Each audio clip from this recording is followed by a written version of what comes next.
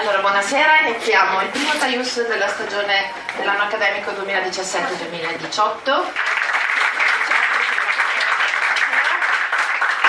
Allora, per chi non è la prima volta che partecipa, spieghiamo che cos'è il TAIUS. Il TAIUS è un'iniziativa del Dipartimento di Scienze Giuridiche dell'Università ovviamente di Udine, che rientra nel progetto Didattica al servizio del territorio. Che cosa consiste? Consiste semplicemente nella realizzazione di un'intervista a un giurista su un tema di attualità, dopodiché interrompiamo, facciamo un aperitivo insieme, degustiamo delle eccellenze proprio del territorio friulano.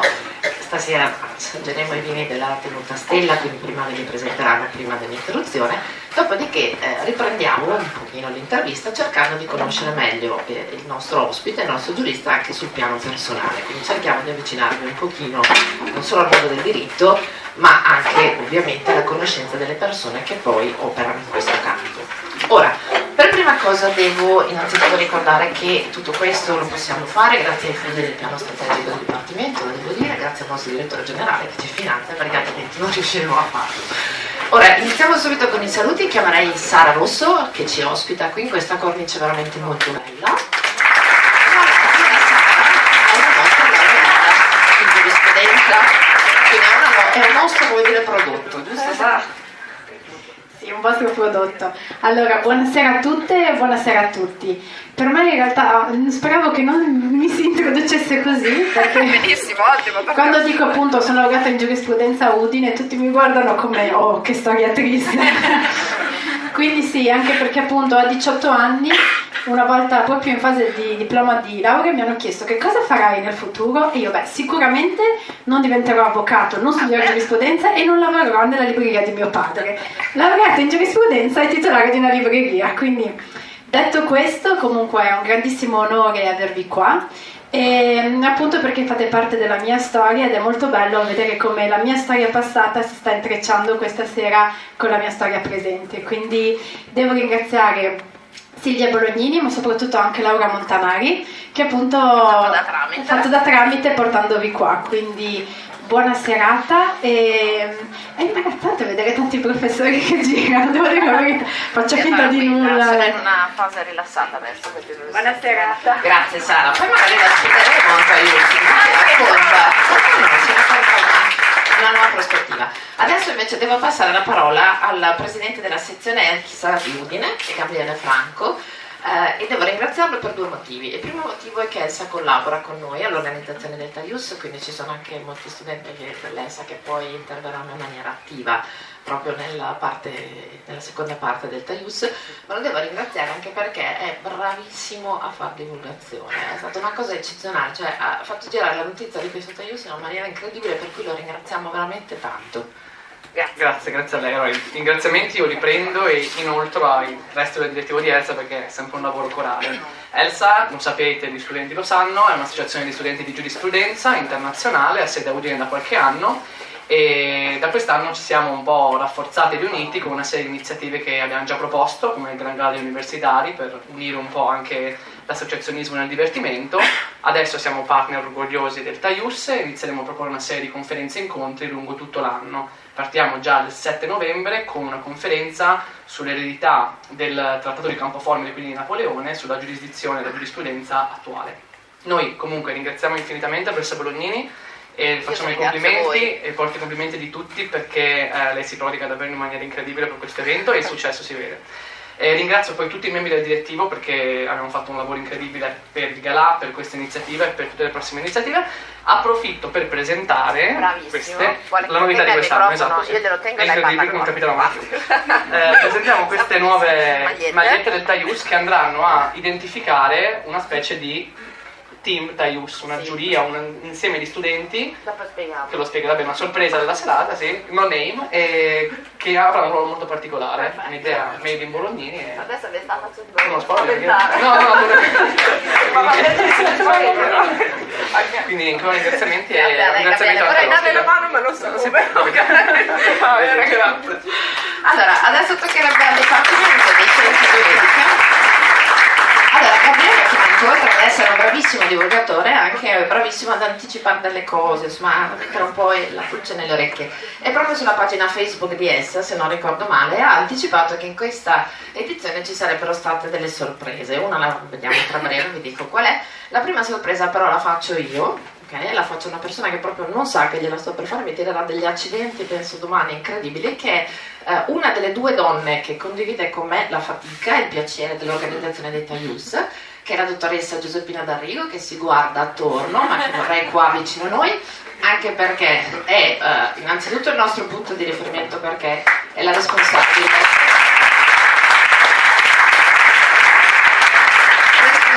dell'ufficio supporto alla didattica, è bravissima, ha tanta passione, tanta energia. Io la vedo al mattino quando arrivo alle 7:30, la vedo quando me ne vado alle 8, quindi ho l'impressione che tu viva in dipartimento ultimamente, da un anno a questa parte.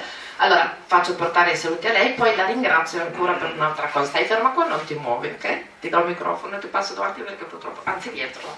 Così. Io sono un po' sorpresa, commossa e insomma sono contenta di rivedervi in un'occasione diversa da quelle in cui ci vediamo di solito col professor Nussi in assemblea, dove gli studenti vengono un po' messi, quasi sembrerebbe, apparentemente vengono inquisiti, ma non è assolutamente vero, anche perché poi vedo che insomma in altre occasioni vi avvicinate, venite a trovarmi, mi telefonate, vi mandate le mail, insomma.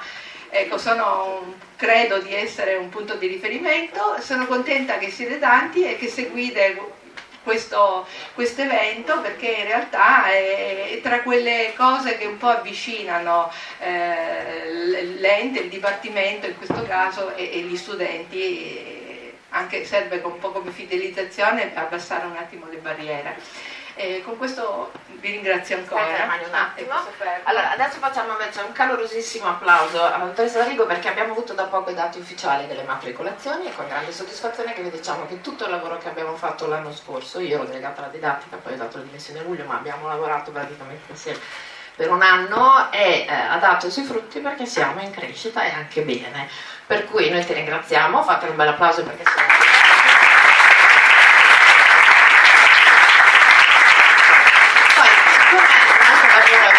di tanta fatica, tante gioie, tante soddisfazioni, a volte anche qualche piccola amarezza, e l'altro giorno ci scambiavamo qualche idea e ci siamo dette che a volte basta un piccolissimo riconoscimento, no? Per farci sentire meno la fatica. Io ti do un piccolissimo riconoscimento, ok? Sperando che tu continui a sorridere, a andare in avanti, farti lavorare ancora di più, ovviamente.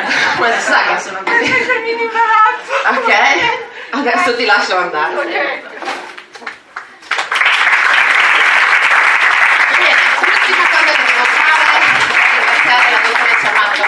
Ci siamo salutati a giugno con la sottoscritta mezza commossa che dava l'addio a Marta Procuda perché aveva finito lo stage. Invece, proprio perché la vita a volte riserva fortunatamente delle sorprese buone, delle sorprese belle, Marta Procuda ha poi partecipato a un bando per l'assegnazione di una COCOCO con il Dipartimento di Scienze Giuridiche, è ancora con noi, quindi ovviamente subito me la sono accalappiata, grazie anche alla dottoressa Felice che me l'ha permesso, che ovviamente è poi colei che dirige tutta la segreteria che è qua con noi questa sera, e l'ho subito accalappiata per l'organizzazione dei Taius. Per cui grazie Marta di essere nel nostro team Taius, come dice Gabriele.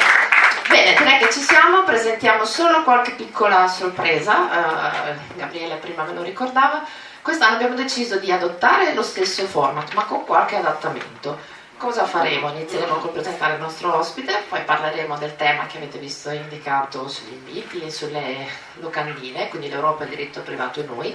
Interromperemo. Nella seconda parte ci sarà una parte che invece è gestita dagli studenti, che vedete identificata come azio interrogatoria, ovvero sia saranno gli studenti a fare delle domande al nostro ospite.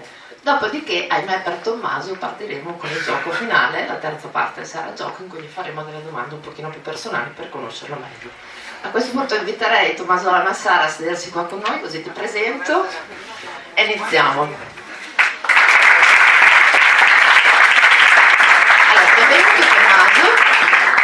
meglio non ammazzarci perché è tutto un po' così.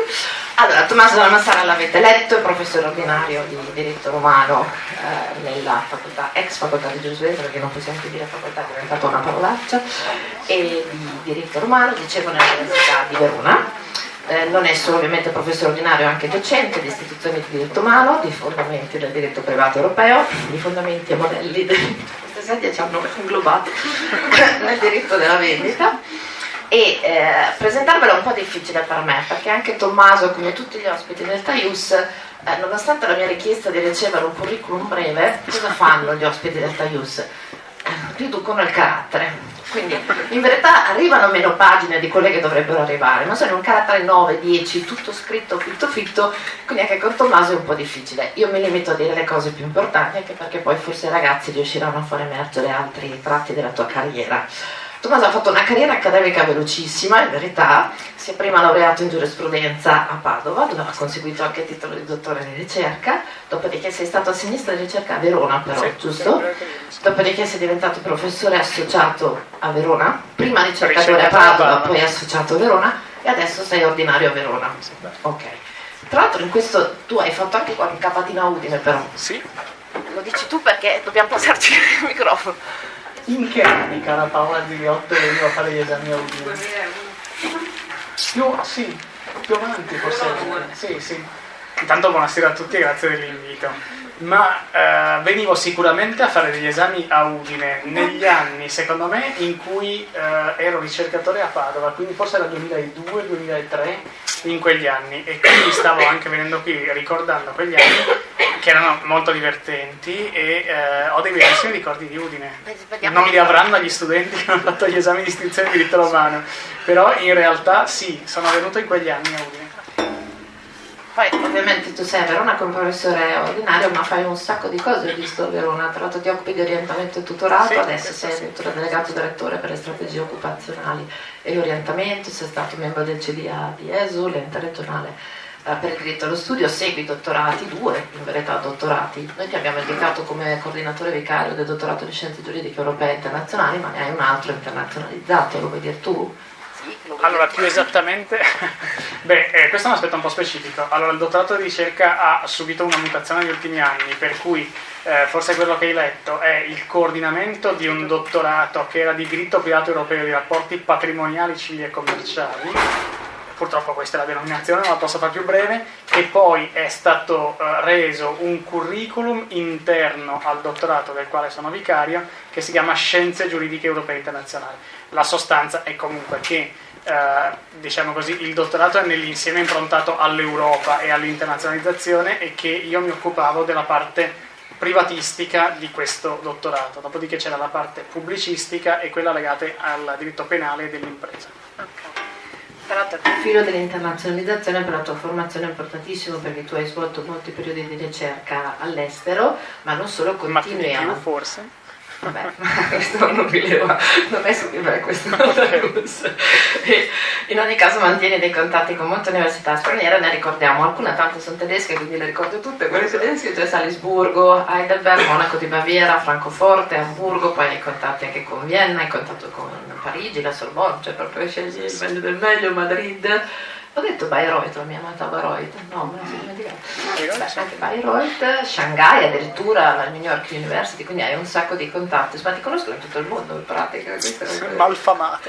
Dopodiché ricordiamo che sei anche off council, si può dire così, questo studio di Milano, l'NCTM, e ha tantissime pubblicazioni, di cui 4 monografie, e una è stata, dal titolo alle origini della causa del contratto, è stata addirittura qualificata come opera d'eccellenza dal Comitato CIR, quindi proprio abbiamo un personaggio qua con questa sera.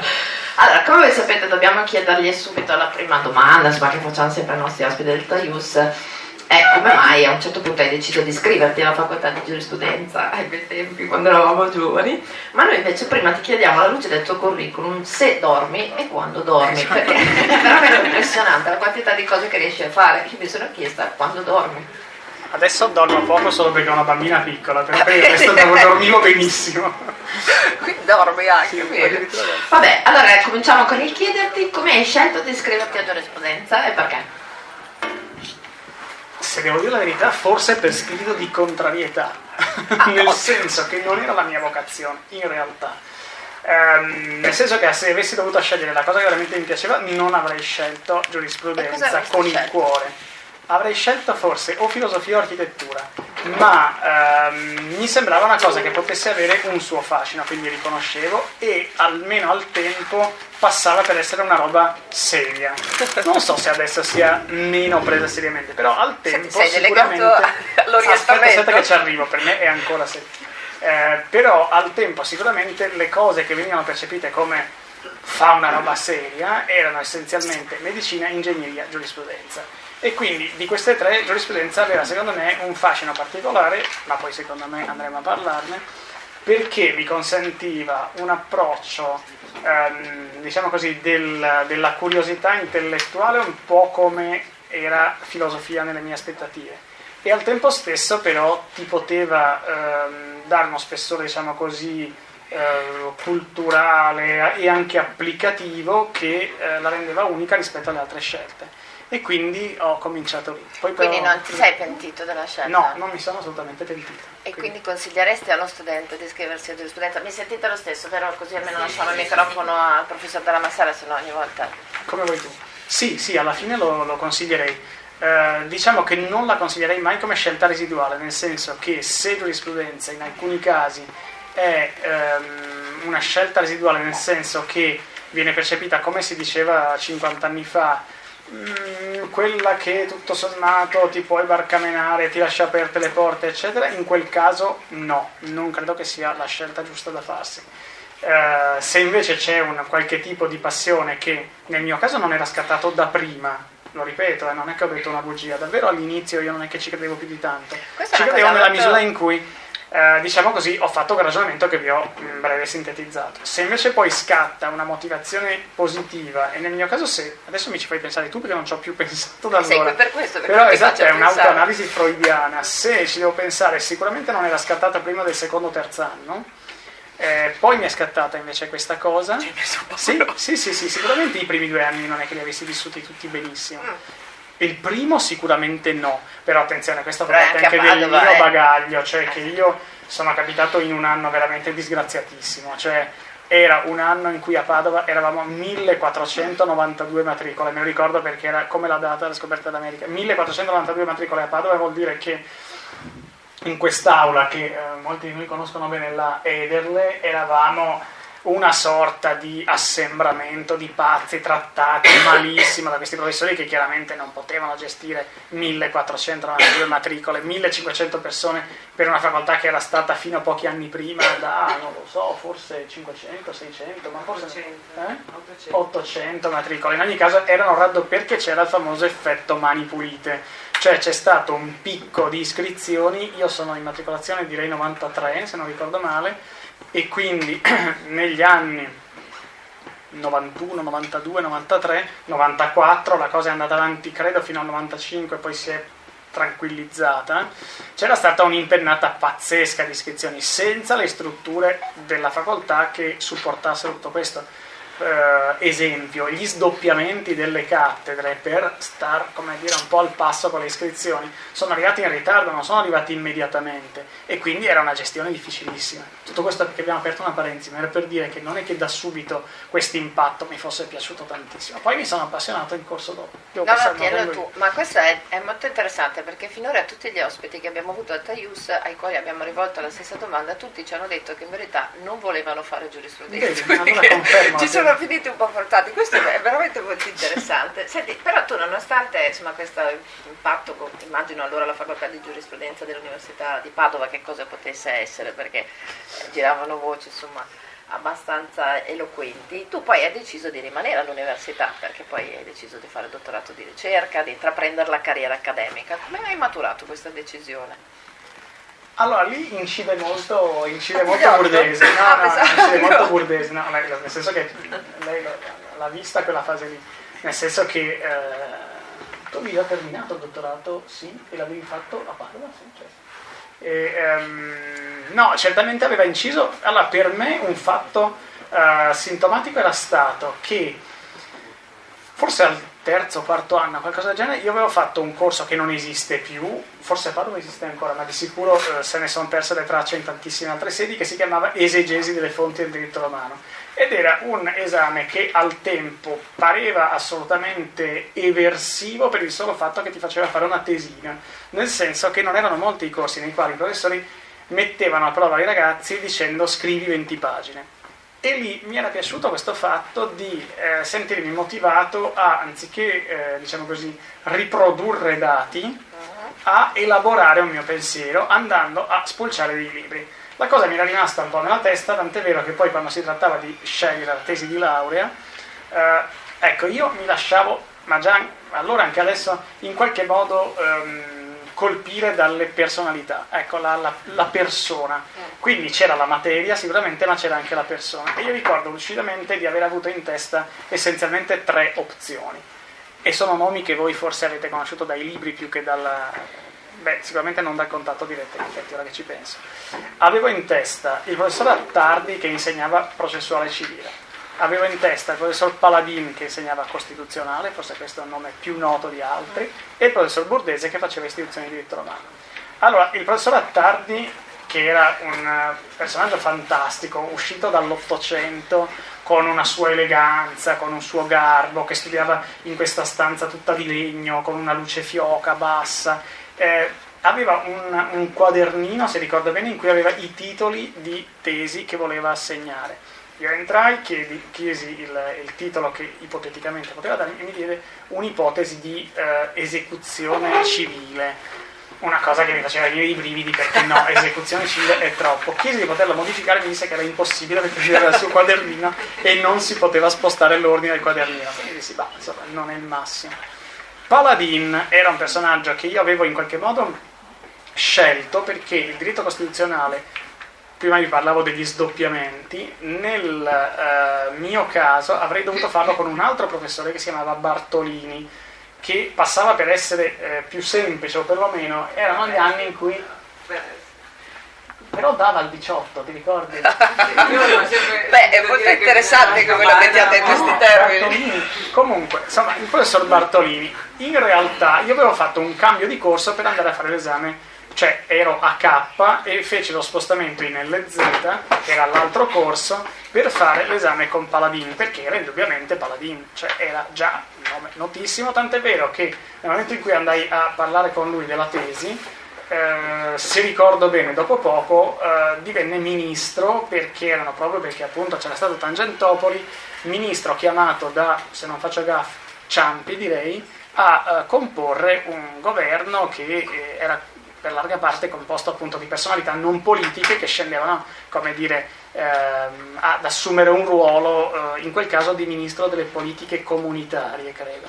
E quindi non poteva più seguirmi lui.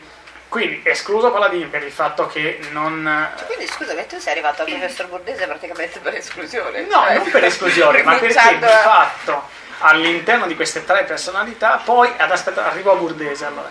Burdese invece mi disse, posso fare l'imitazione? Sì.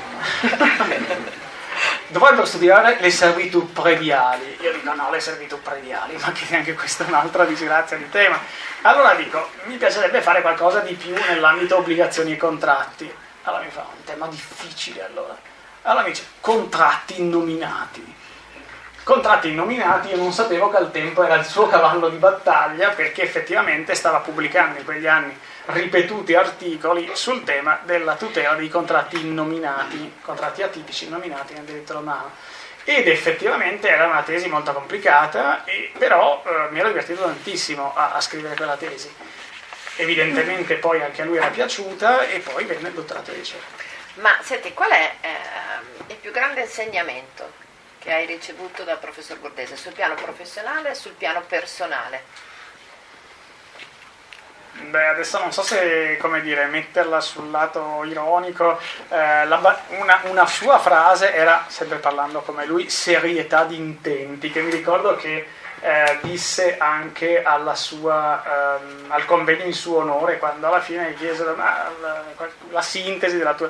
Allora, serietà di intenti era un po' il suo stile, che era molto torinese e molto, come dire, le cose bisogna farle e farle. Ecco, un po' Io come ricordo che dire... avevo il terrore del beh, professor certo, non Bordese. facevi bene Non avere riusciva a il terrore. respirare, se ho presente. Dai, facevi bene. Però anche l'ironia, questo sì, era il suo rovescio, nel senso che tu mi hai chiesto un dato, diciamo così, professionale o diciamo pubblico, allora direi, adesso ho scherzato dicendo la serietà di intenti, ma l'attorinesità, se esistesse, lui ce l'aveva tutta, nel senso di un attorino, attenzione, lui era del 26, 26,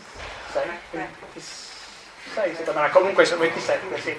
Comunque voglio dire, stiamo parlando del secolo scorso, ma veramente del secolo scorso, quindi una Torino di quegli anni significava un certo tipo di educazione, una Torino molto secondo te ci sarebbe libera. venuto a Taius il professor Bordese? Ci sarebbe venuto perché era... Sì.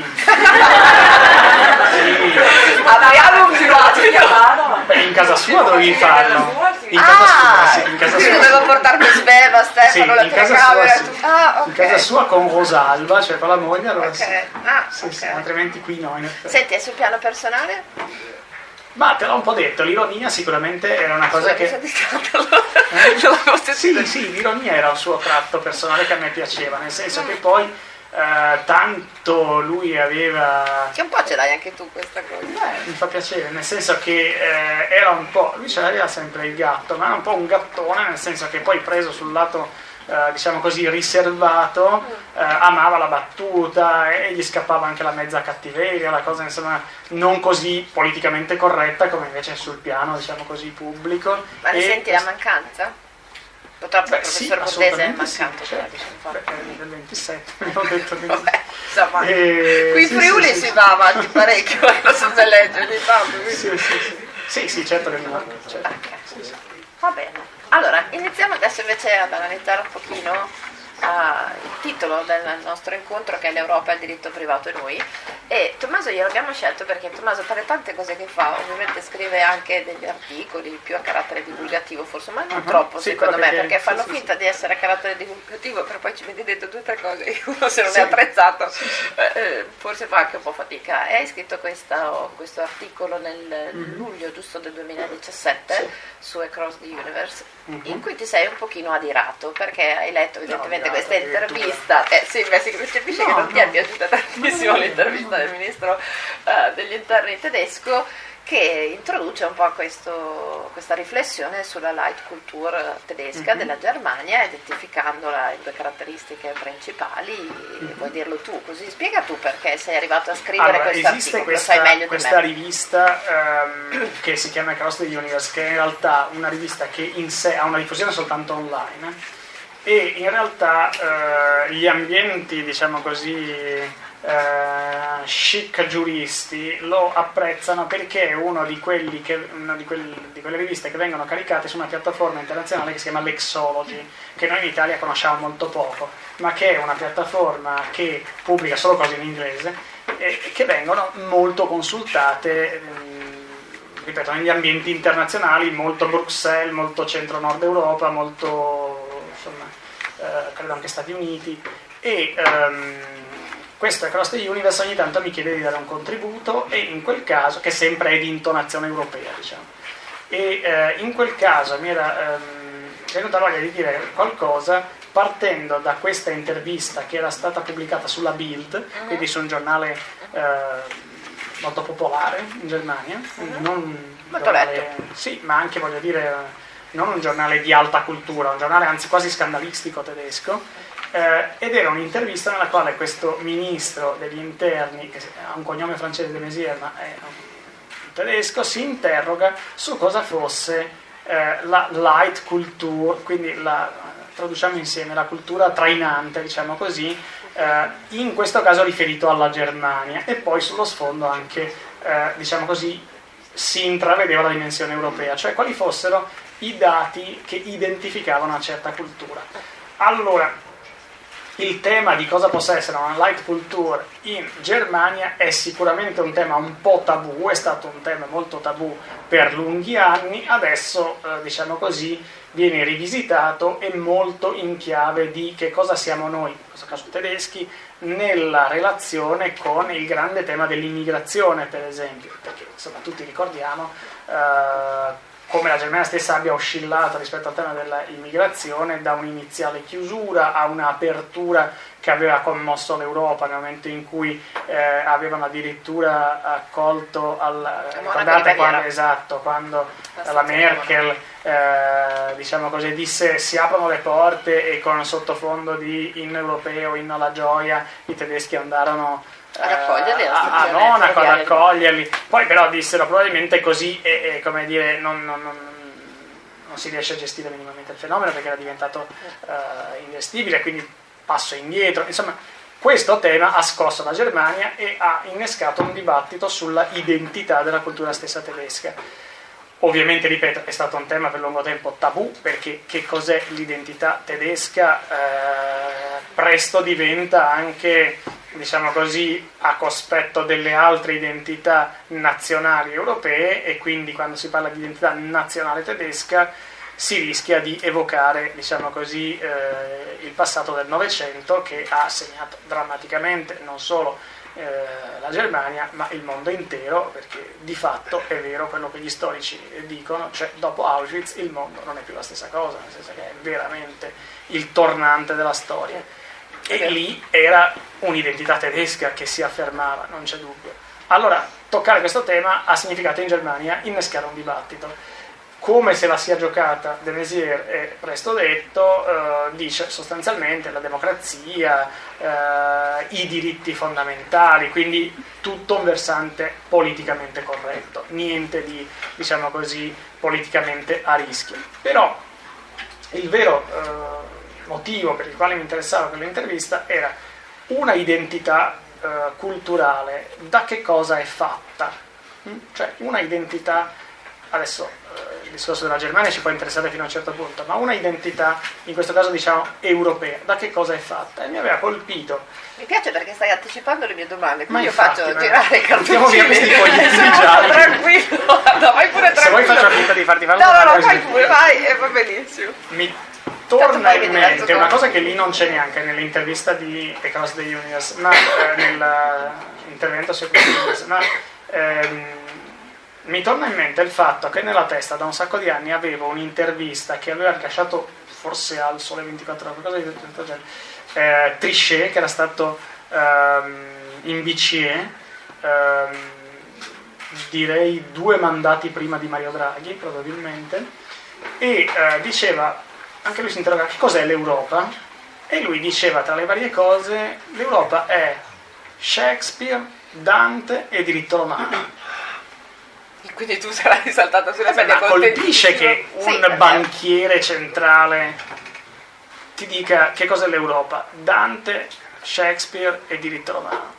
Perché non ti sta dicendo la moneta unica, certo. Non ti sta dicendo non so quale direttiva, non ti sta dicendo l'Unione Europea con i suoi trattati, il che è tutto sovrastruttura.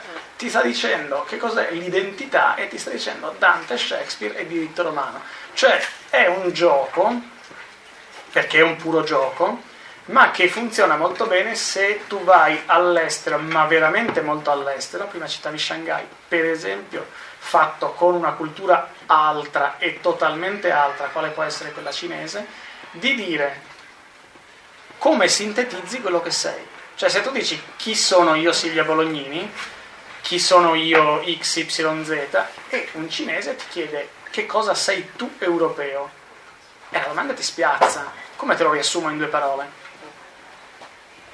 Non lo so riassumere, però se lui ti chiede come riassumerlo, c'è un Trichet che ti dice Dante, Shakespeare e diritto romano.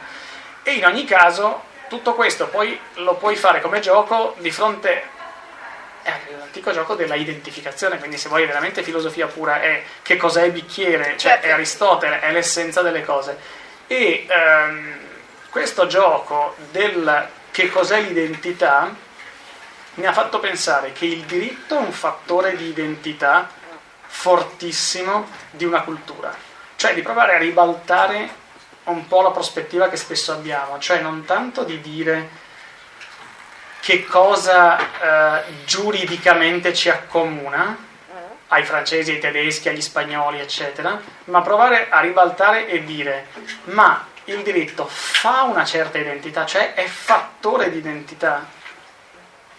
Non so se mi spiego, non tanto vedere dentro a un contenitore che è diritto cos'è che ci accomuna, ma prova a metterti in una prospettiva totalmente altra, immagina appunto in cinese, e dice: che cos'è che ti identifica come europeo? E tu dici: ma il diritto è un fattore di identità, e scopri di avere allora lì sì tantissime cose in comune. Laddove però, e qui so di bruciarti forse una domanda, però adesso ti ricedo la parola, laddove allora perché abbiamo messo diritto privato? Perché va totalmente in secondo piano il profilo che noi subiamo come in qualche modo burocratico di che cos'è l'Europa intesa come organismo, Unione Europea, struttura giuridica. Diventa totalmente noioso come tema. E invece il diritto privato, cioè quello di tutti i giorni, cioè quello veramente di qui dentro, pago un libro, realizzo una compravendita, che ne so, affitto un appartamento qui sopra, una locazione.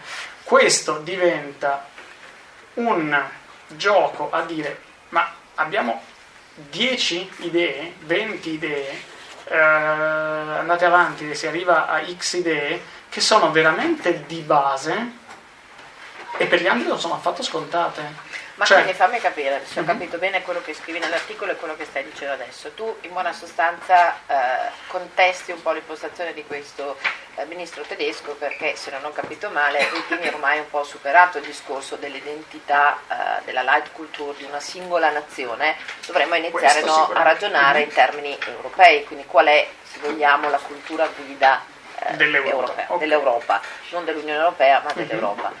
Poi però, se non ho capito male, tu adesso stai dicendo il diritto può diventare un fattore di identità. Se non ho capito male, però sei un pochino non proprio in sintonia totalmente con l'idea dell'Unione Europea, che vuole imporre diciamo delle che è un altro regole piano, comuni. secondo me, è un altro piano. Diciamo che io non ne so nulla di Unione Europea, non è il mio tema, non ho opinioni particolari su questo profilo gius pubblicistico, cioè di organizzazione. Quello che io dico è che se noi facciamo questo sforzo di guardarci da un punto di vista radicalmente altro, ho detto la Cina, ma potrebbe essere benissimo il Sud America, che è abbastanza lontano da noi, non come la Cina, ma è comunque abbastanza un'altra cosa, ma posso dire l'Africa, l'Asia, insomma, se tu, ecco adesso qui arriva un dato più, diciamo così, di comune esperienza, se tu prendi un indice di un manuale di diritto privato o di diritto romano, che grosso modo l'indice almeno è lo stesso, tu riassumi 7-10 parole chiave che sono vera Leitkultur, che senza saperlo sono una cosa che non è affatto scontata. Persona, obbligazione, contratto, eredità, proprietà privata, per me già bastano a dire che sono delle idee che, attenzione, prima devi spogliartene, poi dici tabula rasa, le costruisco. Pazzesco che siano così elaborate. Cioè provate a criticizzare tutte queste idee. In base a che cosa io dovrei, esempio, lasciare post mortem un patrimonio? Gli altri mica ce l'hanno questa idea. O perlomeno non è strutturata come noi l'abbiamo strutturata. Oppure avere una cosa mia di cui posso godere e disporre in modo pieno ed esclusivo. Proprietà. Sono invenzioni. Oppure la persona come titolare dei diritti, quindi persona che sia fisica o giuridica, però intestate alla persona. Non è affatto scontato. Ci sono delle culture, per esempio questo si percepisce anche solo andando nella cultura, già la cultura russa non ce l'ha fino in fondo, cioè l'idea di popolo prevale nettamente sull'idea di individuo. Io lo percepivo anche solo se tu attraversi Mosca te ne rendi conto, cioè l'idea, credo che lo dicano, se qualcuno sa russo mi pare che sia narod, il popolo, no? È una cosa che è la massa, non è l'individuo.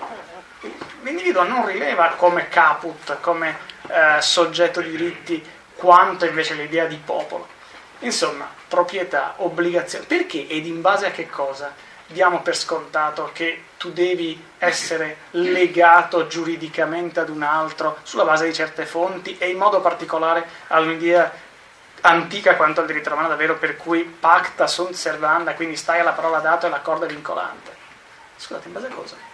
Però è un'idea che non diamo per scontato, ma il resto del mondo dice è un'idea, è un'invenzione. Cioè, in base a che cosa c'è un accordo che giuridicamente vincola e il diritto lo sancisce in modo tale che sia lex, no? Con effetti di legge, con effetti... Scusa, mi viene spontanea. Il contratto ha forza di legge, ma scusate, ma dove? Viene però da farti una domanda, cioè tu prima giustamente ricordavi che questa idea della Leitkultur tedesca è stata un po' utilizzata, forse anche un po' strumentalizzata in Germania, no? Da chi è un po' contrario a queste politiche di apertura verso i flussi migratori che poi ha sposato in seconda battuta Angela Merkel. Ma non c'è il rischio che ragionando di questa Leitkultur in termini europei, nei termini in cui noi la stiamo ponendo, poi ci sia una strumentalizzazione del concetto per una chiusura nei confronti dei flussi migratori ai quali inevitabilmente stiamo assistendo e che sono gestiti oggettivamente in Europa in maniera scandalosa, per come la vedo io. Secondo te c'è questo rischio? No, non riesci a rispondere. Sì, cioè diciamo che io non interpreto Leitkultur, adesso mi interessa meno l'aspetto, diciamo così, light nel senso del traino o della prepotenza di una certa cultura. Mi interessava di più la parte della identità, che è un tema diverso, cioè non tanto volevo entrare in quella cosa che ho scritto in discorsi che hanno una valenza poi anche politica. Non c'entra con quello che hai scritto da parte, è una cosa che mi sta venendo adesso sentendoti ragionare in questi termini. Tu non ci vedi un possibile rischio? Perché mi un po' spaventa questa cosa. Beh, ogni discorso sull'identità, se diventa un discorso in qualche modo che porta ad una rivendicazione, certo che si espone a dei forti rischi. Invece un discorso sulle identità, secondo me, è un discorso di grandissima attualità e anzi è veramente il discorso di oggi, secondo me, in tutti i campi. Questo senz'altro, perché in certi termini secondo me andrebbe proprio recuperato il discorso e rafforzato, cioè riuscire a capire anche proprio chi siamo noi e in quali principi, in quali valori come dire, ci riconosciamo, perché come tu osservi giustamente anche in questo articolo siamo in una fase anche un po' di confusione, diciamo così, politica in Europa. Sì, ma lascia che stiano nella confusione. Riparti dal diritto privato e scoprirai che ci sono delle identità pazzesche. Sì, il problema e però vedi che è se non te l'identità lo parte dal basso. No, è veramente un rovesciamento, cioè se si sta ad aspettare che sia una sorta di rivoluzione politica che porterà ad una struttura organizzativa, Unione Europea, che ci soddisfi fino in fondo, i tempi saranno inevitabilmente lunghissimi. Se riparti dicendo mettiamoci d'accordo sulle idee di base che siano come facciamo una compravendita, come facciamo una locazione, come intendiamo una proprietà privata, come intendiamo i beni però collettivi, qualche i beni tentativo c'è stato, non è andato ed è fallito miseramente. ma perché per è fallito? Beh, è fallito perché non sono riusciti dall'alto e quindi non sono riusciti i tentativi politici, perché diciamo inevitabilmente così. Ci vuole Sì, ma guarda la spinta dal basso quanto è più forte, guarda quanto in realtà segnali di continuo, di armonizzazione dal basso ci sono. Guarda anche solo negli scambi internazionali quanto si ricorre a delle soluzioni che sono palesemente, diciamo così, extrastatuali proprio perché hai bisogno di metterti d'accordo sul serio. Tutte le ADR sono un segno evidente di tutto questo. Avrei letto Giorgio De Nova, Il contratto alieno, no? Alieno nel senso che ti sganci da ogni ordinamento, cioè il privato fa quello che gli pare, si mette d'accordo, siccome sono interessi disponibili. Certo, non farei lo stesso discorso su una tutela di un minore o su... Però nel farlo deve sempre rimanere all'interno di regole. Chi le stabilisce ma queste ci sono regole? I privati, finché tu sei nel campo degli interessi disponibili, i privati. Puoi fare quasi tutto. Io non lo so se sono vabbè, non la pensiamo allo stesso modo.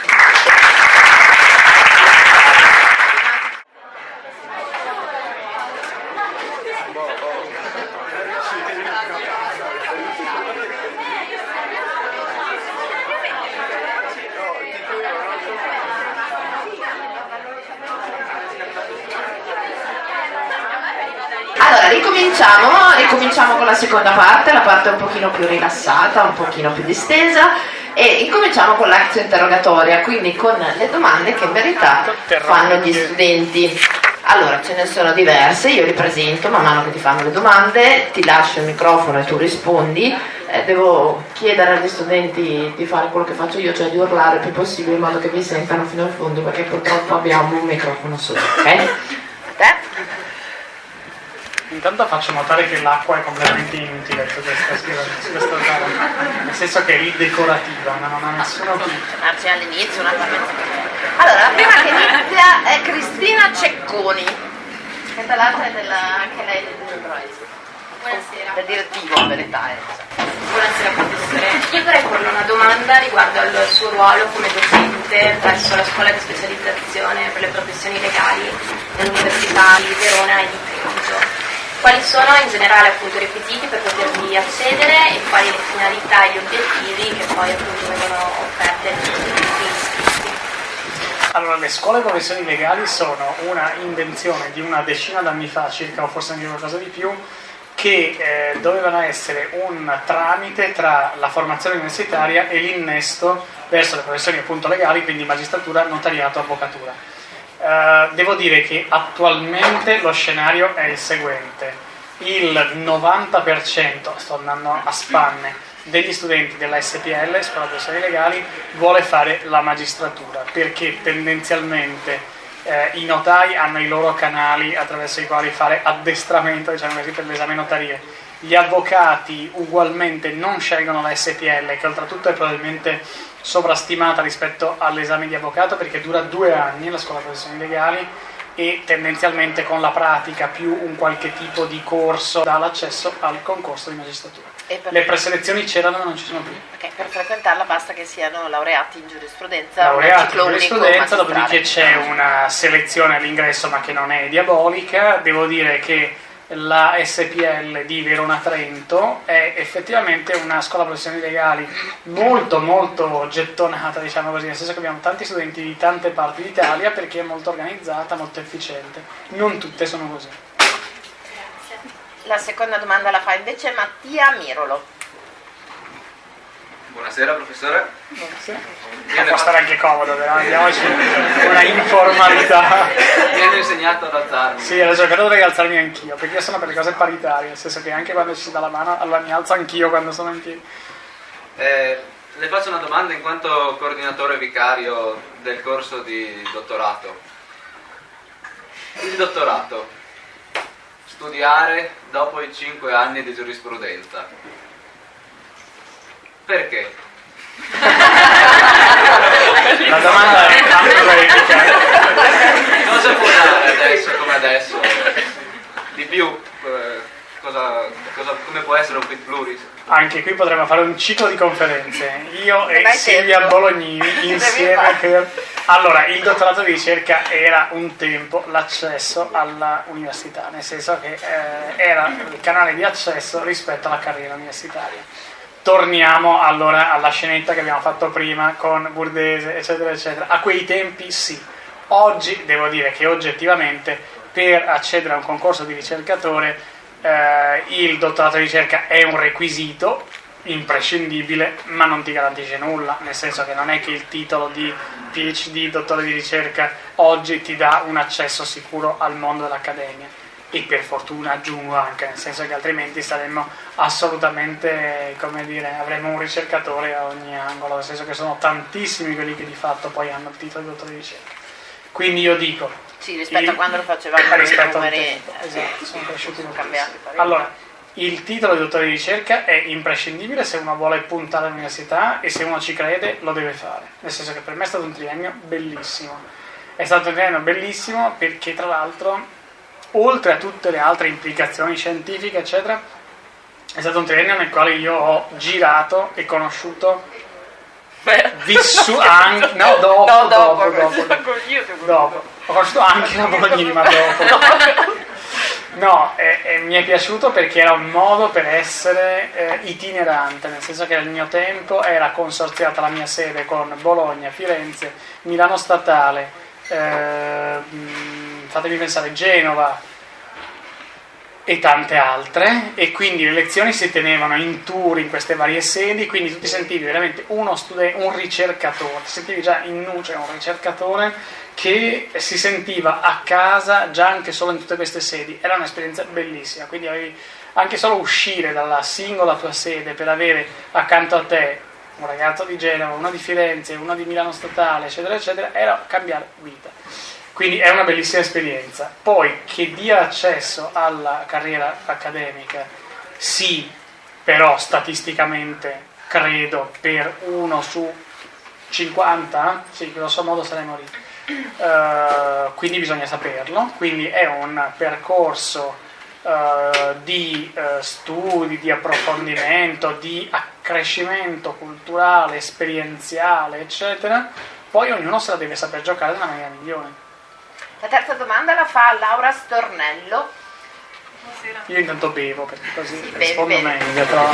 Il suo curriculum ricorda la sua esperienza come commissario all'esame di avvocatura. Ai. E come hai riscontrato negli studenti di giurisprudenza e a chi si avvia a desiderare intraprendere questa carriera, che consigli si sente di dare?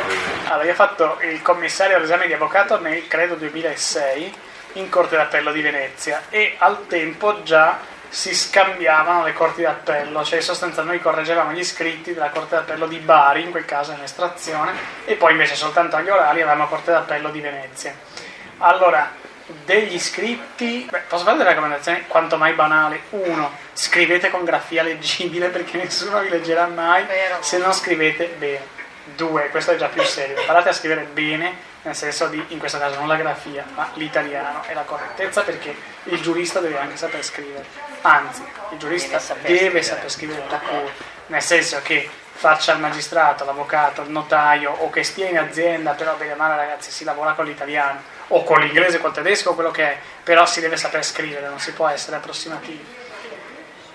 La raccomandazione poi qual è? Se si vuole, lei intende proprio superare l'esame di avvocato più che fare l'avvocato dopo. Allora, al di là di queste cose abbastanza banali, direi l'organizzazione di pensiero. Io per un po' di tempo avevo fatto per la CEDAM dei corsi di preparazione all'esame di avvocato, poi tra le mille altre cose ho detto basta così. Però io facevo una cosa, suggerivo di costruire bene la scaletta degli argomenti, cioè in realtà tu hai una traccia all'esame di avvocato. Io dicevo sempre questo, che tu sappia scrivere o no lo dovevi imparare già al liceo, alle superiori insomma. Quindi se avete una lacuna in questo senso certamente prestate attenzione alla scrittura, ma questo ormai è un dato che diciamo così al momento della laurea hai già acquisito, o sai scrivere o non sai scrivere. Quello che invece puoi migliorare di molto è la scaletta degli argomenti, quindi ogni volta che tu puoi dici qui c'è una questione giuridica rispetto alla quale le problematiche sono 1, 2, 3, 4, 5, 6 e le metti in fila e devi costruire un'argomentazione. Questo poi serve sempre, serve a Silvia Bolognini quando scrive un articolo, serve a te quando devi fare l'esame di avvocato, serve per superare il concorso di notariato, eccetera eccetera, cioè mettere nell'ordine corretto. E io poi ai miei ragazzi ogni tanto lo dico, disegnare il diritto, nel senso che c'è sempre un modo per fare le frecce, fare gli insiemi, lavorare di genus, species, qualificazione in generale, in particolare. Insomma, questo aiuta moltissimo a scindere gli argomenti e ricondurli nel... Ecco, mi fa venire in mente che... Devi essere un po' più sintetico. Sì, infatti, basta. Basta. Ok. Perché dobbiamo terminare? Prima delle 8 sicuramente. Allora, invece la quarta No, però fammi dire questa domanda cosa, la fa- scusa, quando io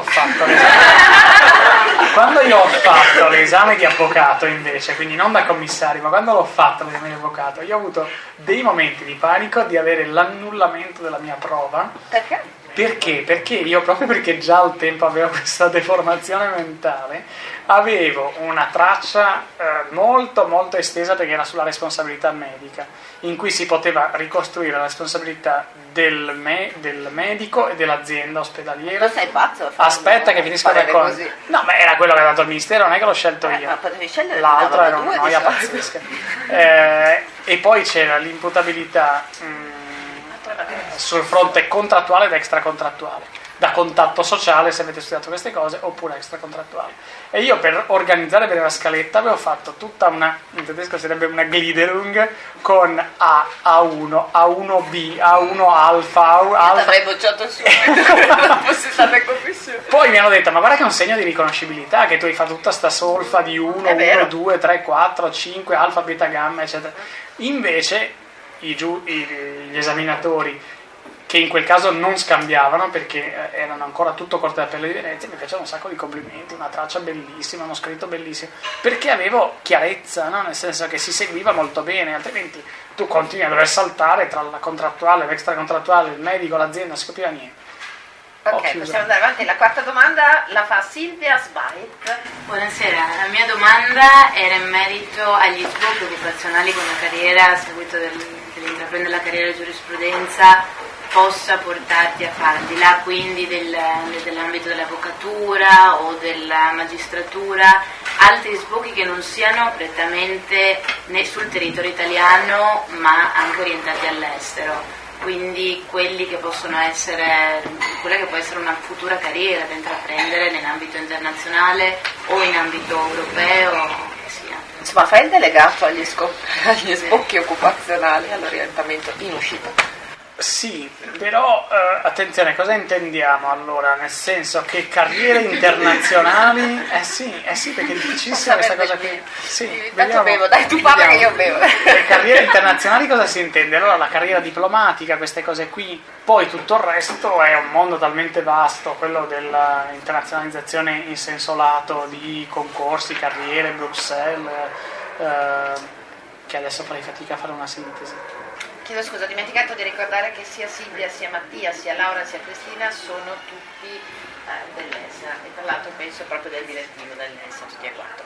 Adesso invece ti fanno due domande, due nostri tutor che sono di recente acquisizione, sono bravissimi anche loro perché ci hanno dato una mano anche loro a divulgare. La prima è Paola Marinasci. Buonasera professore.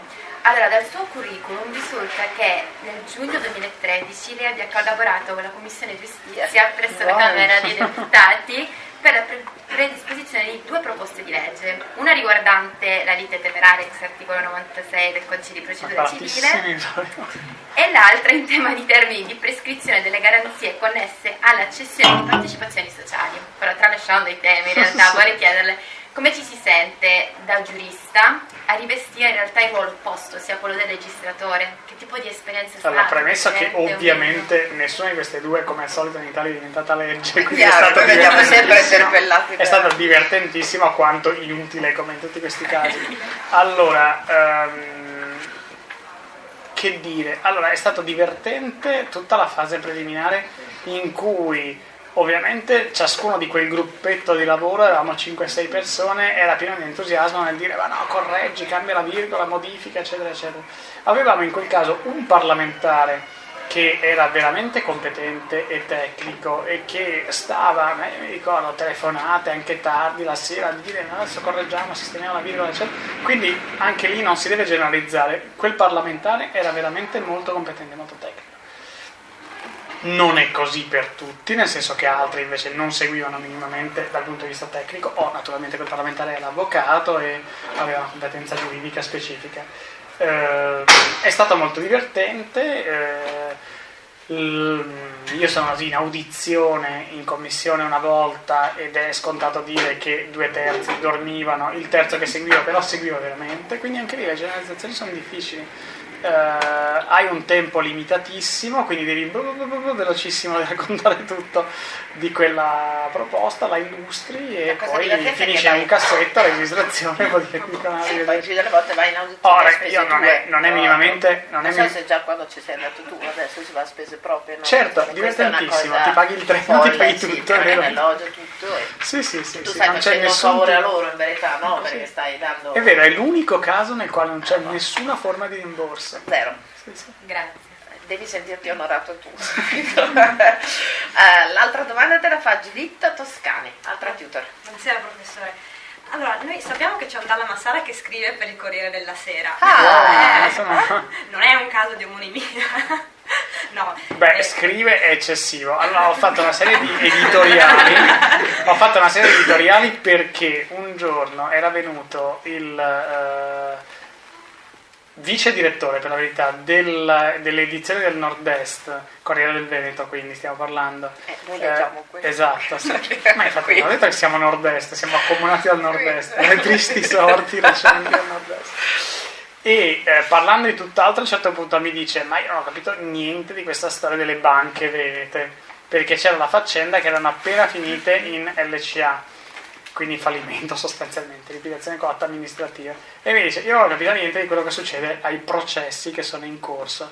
Io ero anche un po' infervorato, e però gliel'ho spiegata in 30 secondi, secondo lui con chiarezza. Allora ho detto, no, non mi dire più niente, mettilo per iscritto. E gli ho mandato per iscritto una cosa che il giorno dopo è diventata lo chiamano così, l'analisi. Dopodiché gli è piaciuta e mi ha detto scriviamo degli editoriali, e quindi è cominciata, ma da prima dell'estate, non da tantissimo, questa collaborazione per gli editoriali del Corriere. Vorrei chiederle è un omonimo, evidentemente. No, vorrei chiederle come si conciliano queste due professioni. Beh, no, non è una professione, è un divertimento che normalmente si svolge in momenti, come dire, totalmente relax, mentre uno, che ne so, sta facendo il sugo per la pasta. Tu fai il sugo per la pasta? Dopo te lo chiedo se fai il sugo per la pasta. No, quello dell'editoriale è una cosa che non posso minimamente considerare una professione, è un divertimento. È bello, secondo me. È molto bello, mi diverto molto. Anche perché per poi scrivere in maniera sintetica devi in qualche modo farti capire, non per addetti ai lavori, e però questo per mia scelta personale, non raccontare di, come dire, tu hai un'opinione per tutto. Questo non voglio mai farlo. Cioè, gli editoriali che scriverò, se ne scriverò ancora tanti o pochi, non lo so quanto durerà questa collaborazione, voglio che siano sempre editoriali di un giurista, non adesso mi metto a pontificare su come si fa questa libreria. Cioè, altrimenti l'editoriale è io sui vari argomenti, invece voglio che sia il contrario, cioè su un certo argomento, che è un argomento giuridico. Mi è capitato sempre solo di scrivere di banche, peraltro, sempre parlando di Nord-Est. No, una volta hai scritto anche di ambiente. No. Dopo te lo faccio vedere. Ma questo è perché hai bevuto questo bicchiere di ribolla gialla di ambiente, non ho mai scritto. Cioè, tante non volte credete sia Bologrini, perché non ho mai scritto di ambiente. Lo metterò ambiente. sulla pagina Facebook del Taius. Ma quando ho mai scritto di ambiente? Hai finito? Posso dire? Mi fermo? Ok, l'ultima domanda invece te la fa Marco De Graft, che è un nostro studente parlando della triennale. Sì, però vedi che siamo stati nei tempi, non è vero? Perché ti devo torturare. Più che una domanda, la mia è una mera curiosità. Volevo sapere se prima di venire qui a Taius se conosceva la professoressa Bologrini e se sì, come vi siete conosciuti?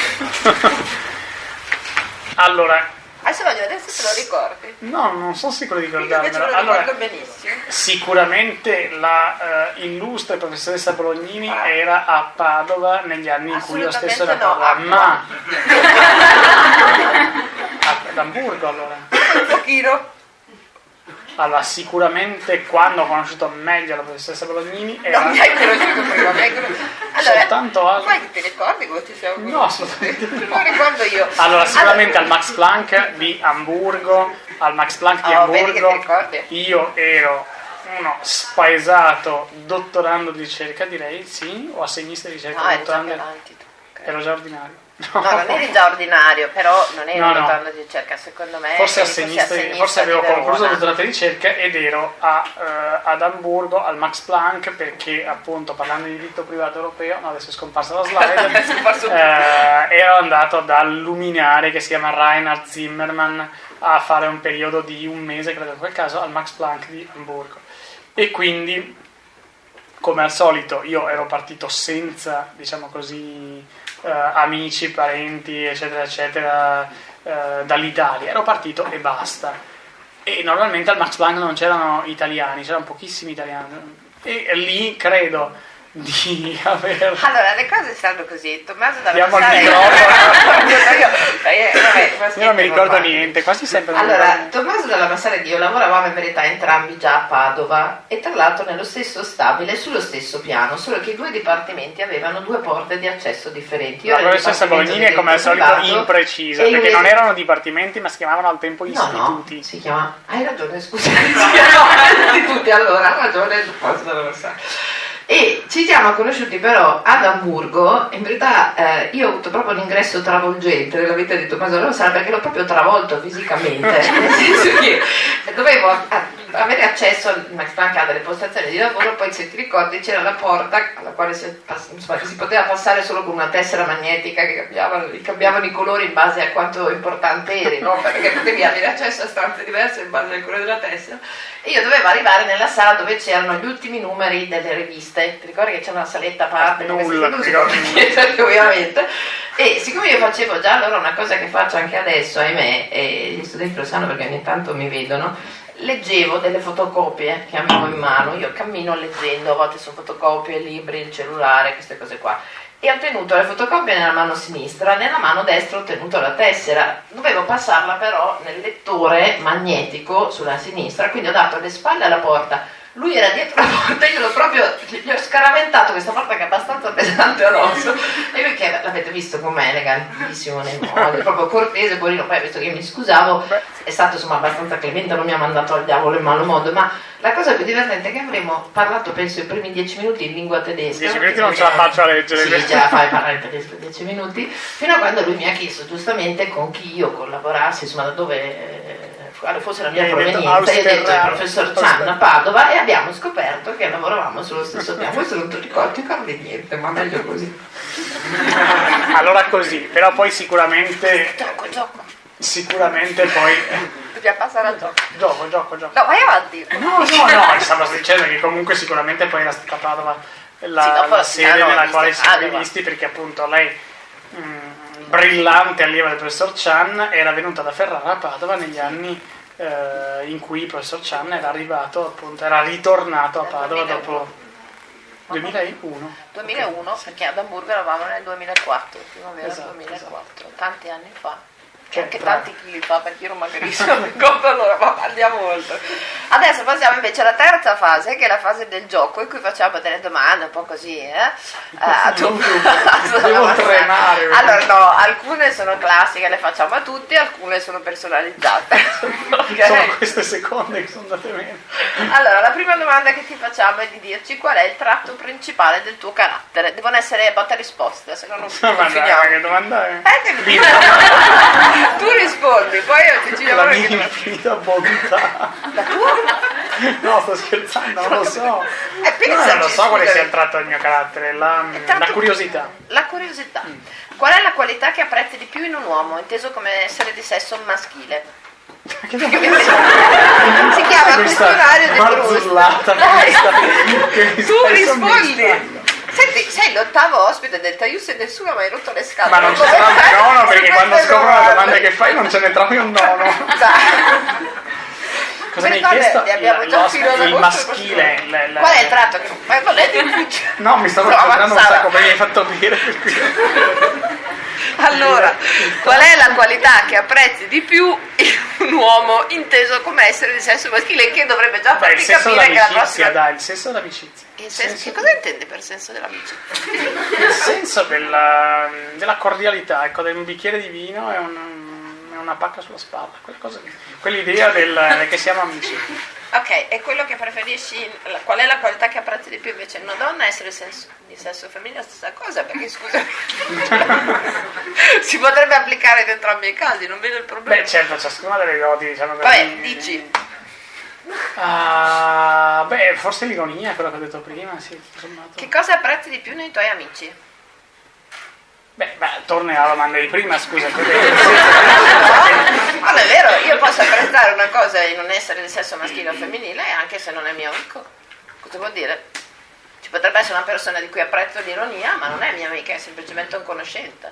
Allora che cosa apprezzo degli amici? La stabilità, l'esserci nel tempo, sì. Sono tutti amici abbastanza di lungo corso, sì. Qual è il tuo peggior difetto? Ma non ne ho, chiaramente. Domanda assurda proprio. Ok, la tua più grande paura non è neanche una paura? La mia paura. Hai una paura? Sì, sono pieno di paura, per questo sto scegliendo.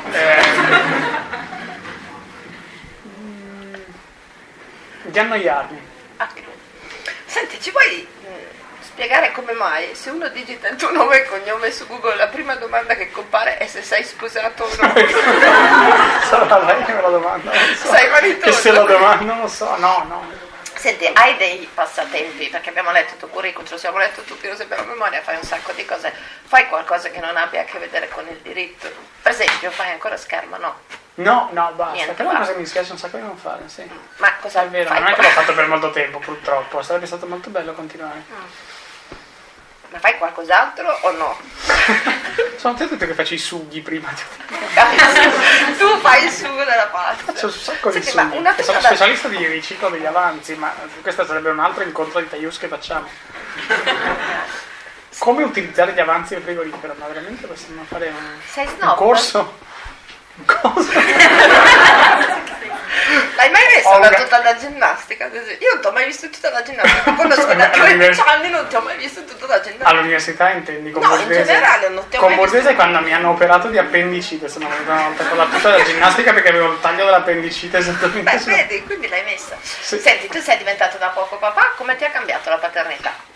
Nelle notti sicuramente, l'ho detto prima che dormo molto meno sicuramente. Ma per il resto hai notato dei cambiamenti, insomma, nel tuo carattere, non so, più ansie, meno ansie, ti sei un po' ammorbidito, sei diventato più Ma sono tenero. sempre stato tenerissimo. Scusa, ma che papà? Tu cambi i pannolini, che papà sei? Come no, sono bravissima soprattutto. Non ti dica dov'è che voglio le conferme di Giù, Ludovica. ma Vero? la cosa del cambio pannolino è proprio una cosa sulla quale lo stesso potremmo fare un intero Taius, perché la precedente Tata, che era ironica, devo dire, che adesso è scappata naturalmente. Dopo aver avuto a che fare con te, Mi dice, certo. Mi prendeva molto in giro perché io ovviamente nel mettere l'adesivo del pannolino cercavo che al centimetro fosse assolutamente simmetrico e dicevo come mette lei il pannolino, come dire due. Mi sembra giusto, cioè, o no? Perché c'è una tecnica per cui metterlo assolutamente centrato, altrimenti viene tutto storto, che è bruttissimo, le guardi tutto storto. Qual è il tuo piatto preferito? Anche questo è un intero Taius. Allora, alla fine la principessa delle verdure è la melanzana. Quindi qualsiasi cosa con la E melanzana. in modo particolare, perché è, diciamo così, la componente Madeleine del discorso, la parmigiana di melanzane. Però, È la regina della melanzana e la melanzana è la regina delle verdure. Ti piace questa teoria? Bellissimo, penso che me la ricorderò per tutta la vita. Senti, il tuo scrittore preferito? E Ma l'ultimo è libro veramente che hai letto? freudiana questa. Ma è chiaro che è freudiana, scusami. È pazzesca. Ma la smetti di lamentarti e rispondi. È una tortura. Allora, sono apparentati tra di loro, però devo dirne due e alla fine... Tu devi sempre avere qualcosa in più, non ne basta. Ma perché sempre devi fare delle domande che dovrebbero durare un ciclo intero di Ok, conferenze? dicene due. Allora, premesso che ce ne sarebbero tantissimi, però devo, come al solito, dire che Borges come scrittore, diciamo così, non italiano e, diciamo così, il suo cugino italiano Calvino come italiano. E l'ultimo libro che hai letto, non di diritto possibilmente, no, che è pervenuto, vado oltre. No, assolutamente, però io ho un modo di lettura stranissimo in cui apro un sacco di libri, poi non è detto che li termino, faccio un caos tremendo. L'ultimo che hai aperto?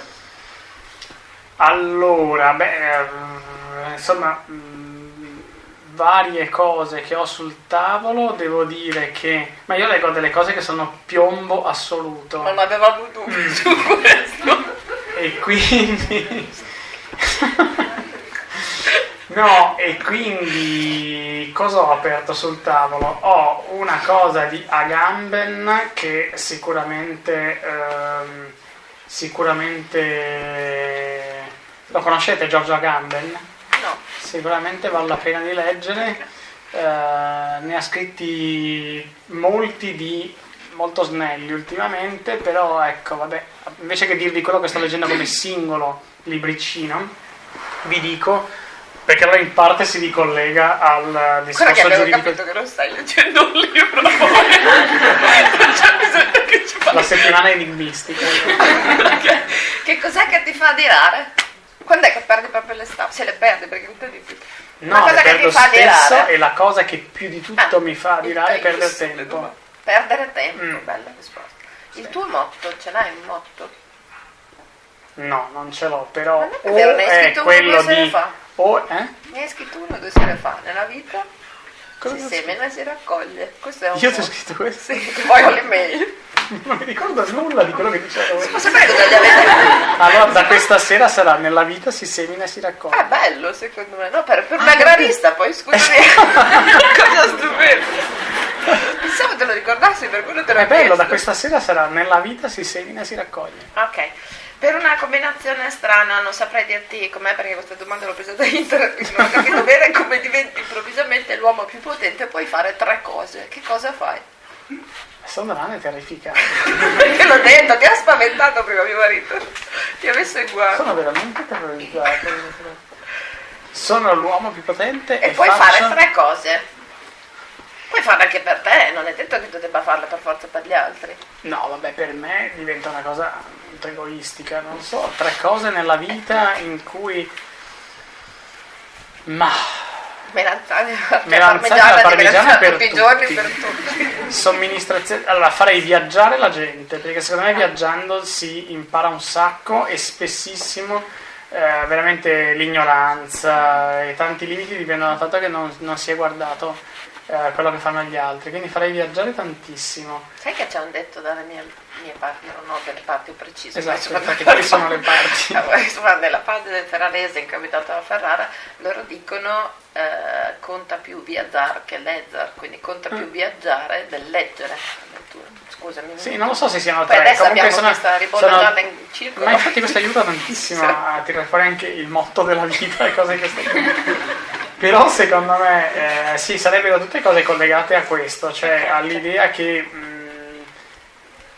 prima di parlare, insomma, vatti a leggere un libro, ecco. No, scusa, avevamo detto di viaggiare, non di leggere il libro. È la stessa cosa alla fine, nel senso sì, che è vero, il libro è in un qualche viaggio. modo è, come dire, Infatti è un viaggio. ma altrimenti diventa un discorso, come dire, banale, quello di dire l'ignoranza, eccetera. Però insomma, provare a cambiare la prospettiva, ecco. Adesso ti faccio una domanda da gradista, anche questa l'ho trovata in Dopo la internet. semina del E corpo. siccome ho riso come una matta quando l'ho vista, però apposta te la faccio perché voglio vedere come la dici tu. Se tu fossi un frutto, che frutto saresti? Questa era È bellissima, dillo. veramente. Poi per una gravista è stupenda questa domanda. Ma queste erano domande anni 80, Che Raffaella ne so, eredita, io l'ho vista, mi ha incuriosito e te l'ho proposto. Vabbè, ma noi a quegli anni apparteniamo, non è che siamo i più giovani. Da piccolo forse ti avrei risposto l'anguria, mi piaceva tantissimo il cocomero. Non mi piace. E avevo un pazzo di professore di storia dell'arte che diceva che lui aveva un brevetto geniale con il quale avrebbe fatto i soldi in America, che era di fare il gelato anguria che era fatto di fragola con gocce di cioccolata, diceva, e tutti noi pensavamo, ma chi se lo mangia sta roba? Io in verità l'ho assaggiato il gelato all'anguria, ma non mi piace per Ma no, ti ho detto che il brevetto che non sapeva di anguria, era fragola, cioè ti ingannava con gocce di cioccolato. Ah, quindi lo farevi solo una coreografia. Una coreografia. Ho capito. Va bene. Io bevo perché sennò sgomento sgomento dalla serata che non pensavo. Senti, che rapporto hai con i più giovani? Non te l'ho già fatto questa domanda. Vedi anche tu. Che rapporto ho con i più giovani? Sì, tipo con i tuoi studenti o con i collaboratori di studio che possono essere un po' giovani. Allora, Ho notato che scattano con il sulla dottorato di mente, ricerca ho un rapporto bellissimo perché è una cosa che mi diverte tantissimo. Allora, con gli studenti devo confessare che non ho tanti rapporti perché ho un fronte di troppi studenti per avere, come dire, un rapporto anche solo visivo, cioè nel senso che istituzioni di diritto romano è al primo anno, fondamenti di diritto privato europeo è al secondo, sono numeri troppo grandi, nel senso che noi siamo come numeri più grossi di voi, credo, sì, e quindi abbiamo insomma una platea di 400 studenti se parliamo di istituzioni e di 200-250. Per ora siete più grandi, perché se Ma ci continuiamo con la Pina raggiungerete d'Arrigo in questo modo, la Pina d'Arrigo ci fa arrivare. Ci raggiungerete. Insomma, 400 ragazzi di fronte vuol dire non aver nessuno e 250 poco cambia. Quindi non ho, diciamo quindi così. tu non frequenti i giovani? A parte il presente, ovviamente, cioè, non ho capito, l'avrai incontrato un giovane della I dottorandi di ricerca, ti ho detto, è un'esperienza, se parliamo di ambiente universitario, è un'esperienza bellissima, nel senso che mi piace di avere il gruppo di ragazzi giovani, quindi stiamo parlando di laureati che stanno facendo il dottorato, che in qualche modo hanno la passione per la ricerca, altrimenti non avrebbero fatto il dottorato di ricerca. E lì, anzi, investo Adesso meno, ma ho investito tempo nel senso di cercare di fare attività belle, di organizzare rapporti con l'estero, di insomma creare delle occasioni per i dottorandi. Sì. Senti, sei una persona razionale o sentimentale? Testa o pancia? Te ridi perché sei in imbarazzo. Tutto cuore, sentimento. Tutto cuore, sentimento, no. No, non è vero, però penso che, come dire, la parte emotiva, che credo di avere molto sviluppata, ma la parte emotiva sia molto intima, cioè non mi piace metterla in piazza. Certo, beh, questo è giusto. Sei disordinato o ordinato? No, mi piace essere, cioè non ho detto che lo sia, ma mi piace essere ordinato, cioè, ma non perché sia uno di quelli moralisti che dicono, ma perché semplicemente, tornando al fatto che il tempo vale più di tutto, credo che l'ordine sia più funzionale del disordine. Ok, io adesso ho altre 3 domande che ti faranno arrabbiare, ma sono velocissime. Ma infatti sono 3 domande che io mi sono guarda che la campana suona alle 8. Aspetta, ce ne sono solo 3. Mi sono chiesta come avrei risposto io. Siccome non ho trovato una risposta, ora la faccio a te. No, una forse avrei trovato la risposta, ma comunque la prima è molto semplice, facile, è: devi uscire a cena con un collega, chi sceglie e perché? Ma il nome? Perché no? Cioè, non fai mica Silvia Bolognini. Ah, come? Dopo mi porto. E perché? Dai, scherzo. Per parlare di semine raccolte. Semina di frutti. Il nome di frutti. Questa non saprei proprio veramente come rispondere. Cioè, se l'avessero fatta a me non avrei saputo come rispondere. Sei sulla lista dei bambini buoni di Babbo Natale? Ma chi le ha pensato queste domande? Non lo so, ma tu la capisci la domanda? È veramente solo a Udine che potevo trovare un covo di geni del genere. Io non l'ho capita questa domanda, se tu me la nella spieghi. Lista dei bambini buoni di Babbo Natale. Ma quindi l'hai capita la domanda? No, ma per questo rispondo, come al solito rispondo senza aver capito. Ma ci credevi da piccola a Babbo Natale? Assolutamente, come tutti i bambini, scherziamo. Quando hai smesso di crederci? L'anno scorso. Io ci credo ancora. Senti, l'ultima domanda è: angelo, demone o semplicemente umano? Semplicemente umano. E dici cosa vuol dire però? Oddio, ma non dici la campana delle 8. Il fattore di identità di un essere umano. Il fattore di identità di un essere umano è bersi un bicchiere di ribolla e farsi una risata. Ok, perfetto. Io ho finito, ringraziamo tutti.